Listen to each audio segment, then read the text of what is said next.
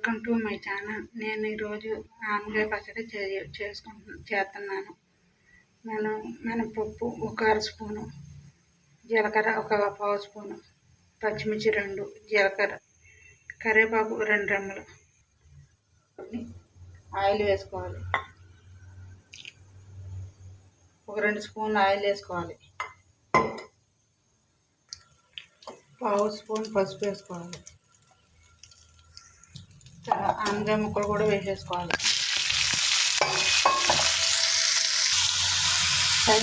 తగినంత ఉప్పు వేసుకోవాలి.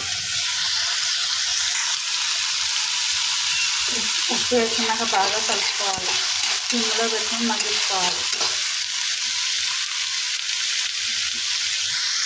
ఆనపకాయ ముక్కలు ఒక 10 నిమిషాలు మగ్గాక ఒక బౌల్లో మిక్సీ గిన్నెలో తీసుకొని మిక్సీ చేసేసుకోవాలి. చల్లారాక ఇంట్లో కూడా కొద్దిగా చింతపండు వేయాలి.